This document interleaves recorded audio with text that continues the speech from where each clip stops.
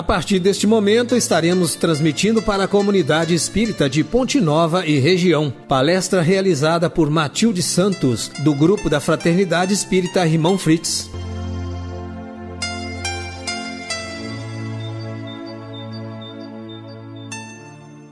Meus irmãos, é com muita alegria que estamos aqui novamente reunidos em nome de Jesus, pelo grupo da Fraternidade Espírita Irmão Fritz. O tema de hoje é Atravessando o Deserto Interior. O nosso estudo está baseado na Bíblia, no livro do Êxodo e no Salmo 136. O objetivo do nosso estudo é refletir, sentir o convite de Jesus para nos proporcionar a manutenção ou recomeçar da caminhada com Jesus. Que tenhamos olhos para ver e ouvidos para ouvir, já nos dizia o evangelista Mateus no capítulo 13. Que a paz do Senhor Jesus nos envolva, que os nossos corações estejam receptivos para as sementes que sempre nos chegam do alto em momentos de bênção divina como este. Que possamos nos nutrir com o bálsamo dos ensinamentos do Cristo e com isso nos fortalecer para a nossa caminhada.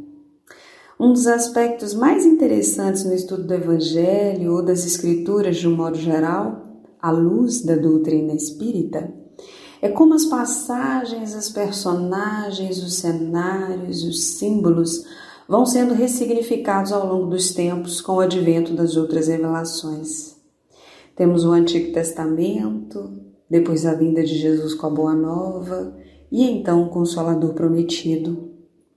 E como isto tudo se une de forma clara como chaves.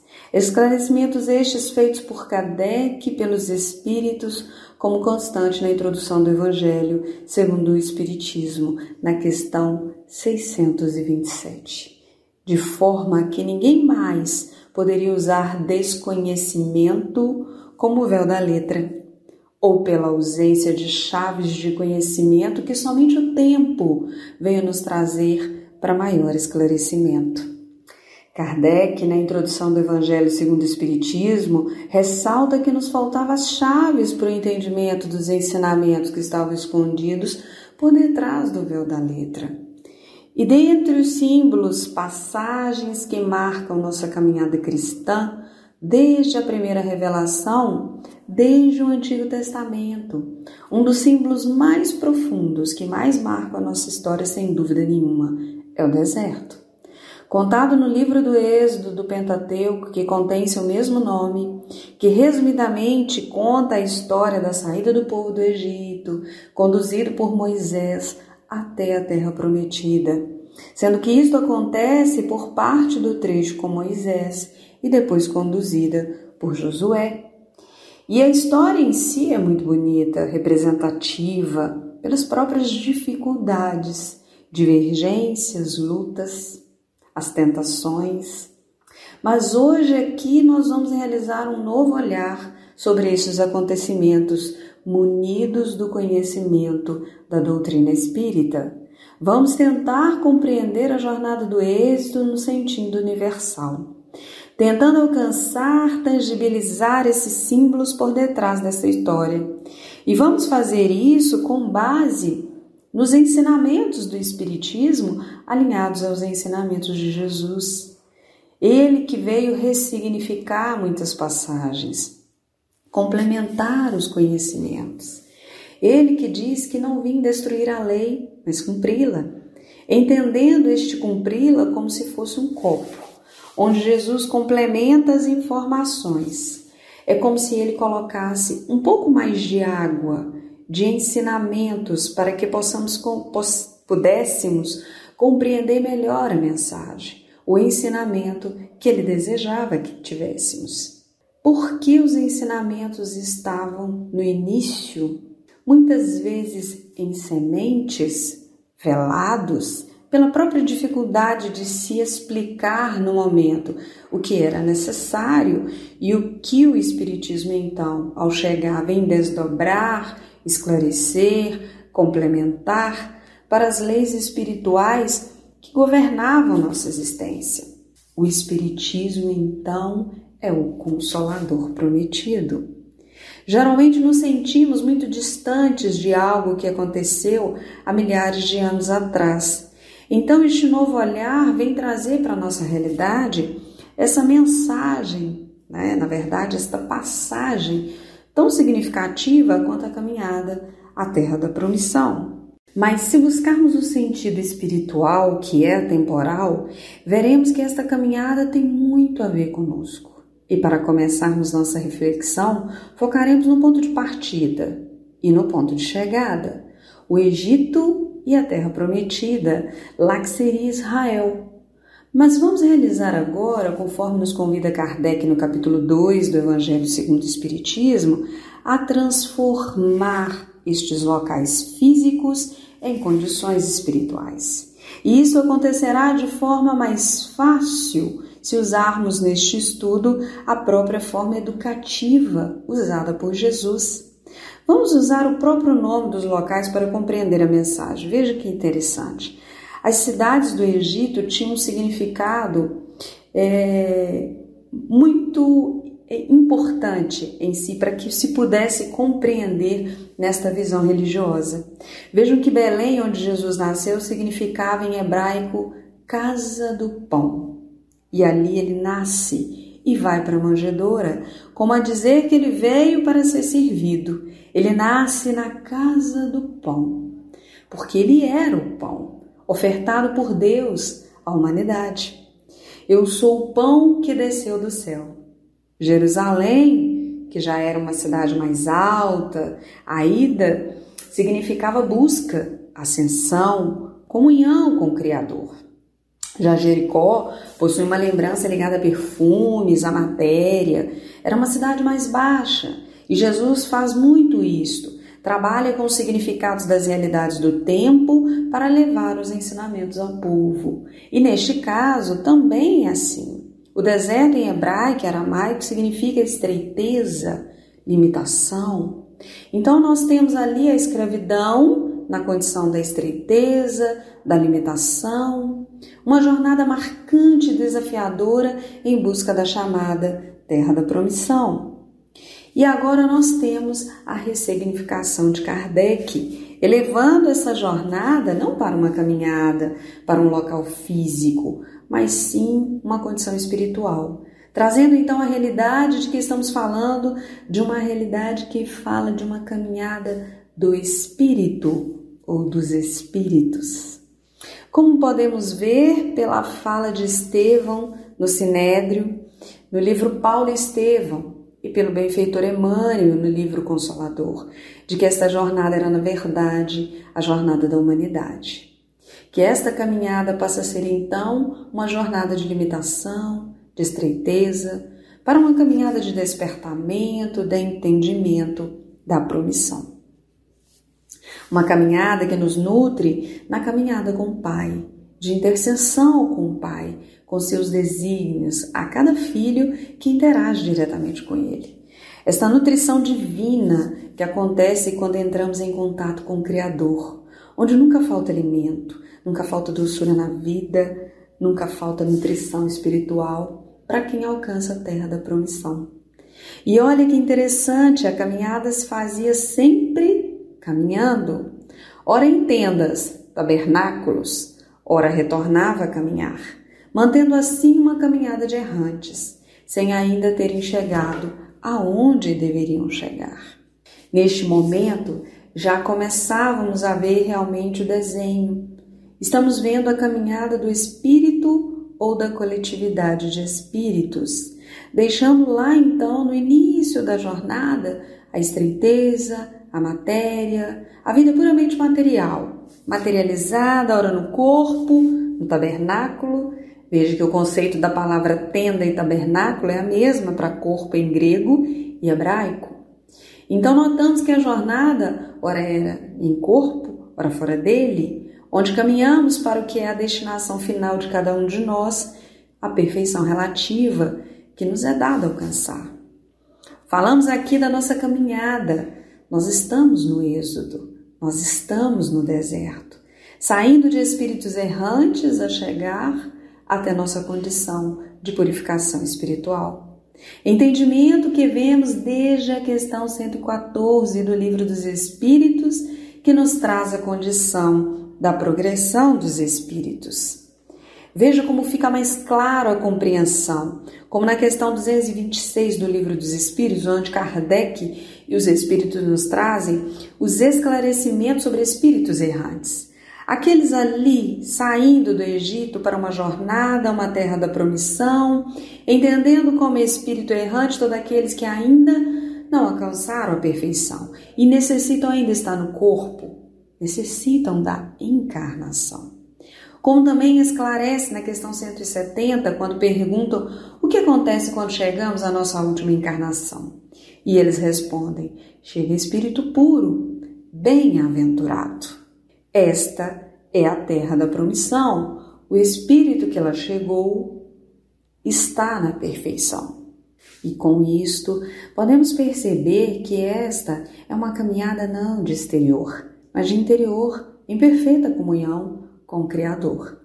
Olha que interessante, veja que a história do êxodo longínqua agora se transporta de forma próxima e forte, diante do nosso olhar e de nossos corações. Nós estamos realmente no êxodo, nós estamos no deserto, em busca da terra prometida. Quem também nos traz ensinamentos importantes sobre este símbolo no deserto é Paulo de Tarso, que viveu encontros importantes em sua vida no deserto. Foi nele que foi tocado por Jesus, foi nele que conduziu sua preparação, e neste ele viveu um encontro marcante com seu orientador espiritual, Gamaliel, pois ele havia recebido a orientação de Ananias, que era agora seu mentor de caminhada, e ele disse: Paulo, tudo que é de Deus precisa de muita paz e compreensão para ser bem-sucedido. Então, lembre-se dos exemplos divinos que tivemos. Davi, antes de receber as orientações divinas, pastoreava pela natureza. Lembre-se de João Batista, que antes de conduzir a apresentação de Jesus, viveu ensinamentos e disciplina austera no deserto. Lembre-se do próprio Mestre, que guardou 30 anos antes de iniciar sua tarefa pública de 3 anos, passando ele também pelo deserto. E então Paulo diz a Gamaliel o que ele achava do que estava acontecendo, das dificuldades por quais ele passava, e então eles têm um diálogo muito interessante. Em determinado momento eles tocam sobre a terra prometida, fazendo uma ponte com o Evangelho do Cristo. Gamaliel então diz: Saulo, talvez não tenha refletido realmente sobre a terra prometida. Então, apesar de Saulo, desde pequeno, conhecer e estudar as Escrituras, talvez ele não tivesse visto além da mensagem. E Gamaliel continua: onde será esta terra prometida, já que Deus está em toda parte? Pois veja que sempre percebemos a atuação do Pai, mesmo em locais mais remotos. Veja que sempre encontramos a sua proteção. Um local físico talvez não será. Então ele convidava Paulo, então Saulo, naquele momento ainda, a ampliar horizontes e entender a terra prometida como um estado espiritual. E Gamaliel continua: em minhas reflexões solitárias, cheguei à conclusão que a terra prometida passa pelas divinas revelações e se concretiza no Evangelho do Cristo. Então, se nós estávamos no Egito da escravidão, que são as nossas paixões, os nossos instintos, existe um processo de educação para que a humanidade possa se libertar. Estabelecido inicialmente por Moisés, que nos trouxe os conceitos iniciais, a base, a fundamentação, mas com a concepção de que o fim é o Evangelho de Jesus, não os textos, mas a vida do Cristo. Entendendo então, com a terra prometida, a perfeita interação da nossa relação com Deus. E qual foi o único ser da terra que viveu assim? Qual o único ser que exemplificou em cada passo, em cada instante, a sua interna comunhão com Deus? O Cristo. Por isto, o seu Evangelho, a sua mensagem vivida, sentida, é a terra da promissão. É a meta, é o alvo, é onde cada um de nós quer marchar. É aí que está o nosso desafio, porque como na jornada do Êxodo, aqui também nos leva não mais a vencer o deserto exterior de nossa caminhada, mas nosso interior. O mundo ainda desconhecido é o deserto de nós mesmos. Adaptarmos ao Evangelho é descobrir outro país cuja grandeza se perde no infinito da alma. Uma coisa é a terra prometida lá do horizonte. Prossigo para o alvo. Outra coisa é nos adaptarmos a isto. Não chegaremos lá à comunhão perfeita sem a jornada, sem a caminhada e a construção que ela proporciona. Jornada trilhada dentro de nós, sob a tutela e orientação de Jesus. Jornada com certeza marcada por muitos desafios, tentações, como ocorreu ao povo no deserto. Deserto agora transportado para dentro de nós. Por que deserto? Por que não jardim? Para que possamos transformar um dia o deserto em jardim. E quando? Quando dentro de nós jorrar a fonte de água viva. Porque ainda nos falta água viva, a luz divina. Somos espíritos sedentos, temos sede. Por isto, o encontro de Jesus e Saulo acontece no deserto. Tinha ele sede. A materialidade já não o satisfazia mais. Saulo se encontrava em um estado de consciência que o havia despertado para algo mais. Nós já sentimos sede do divino, do eterno.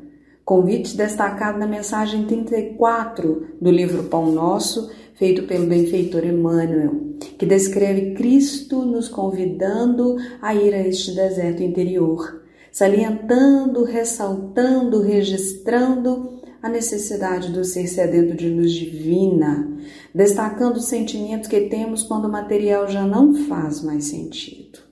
Como a mulher samaritana, símbolo que representa todos nós nos poços da vida, nas tentativas de saciar a nossa sede, mas que ao encontrarmos Jesus, Ele nos diz que conseguiremos saciar esta sede quando descobrirmos em nós a fonte a jorrar da vida eterna.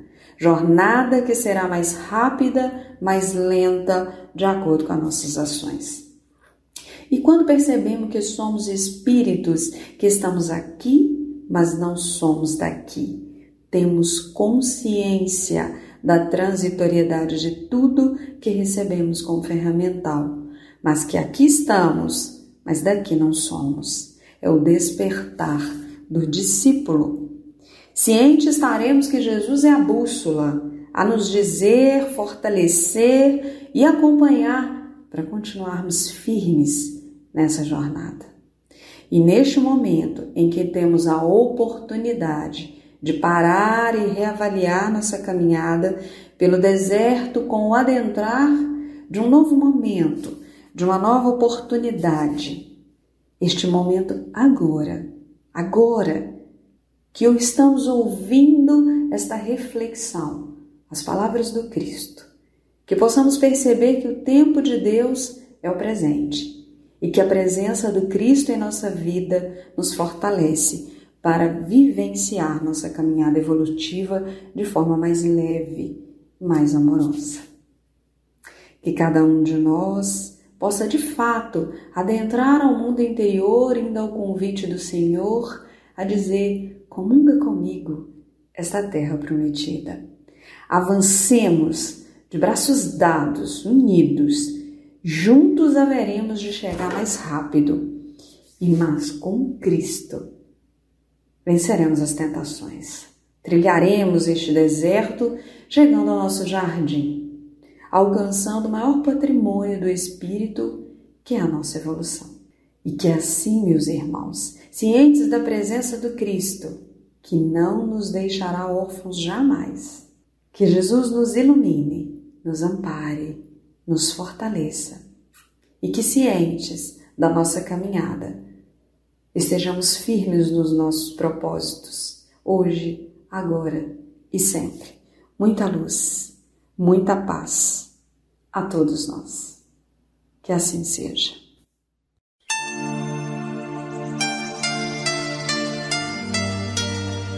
Termina aqui a palestra do Grupo da Fraternidade Espírita Irmão Fritz. Boa noite.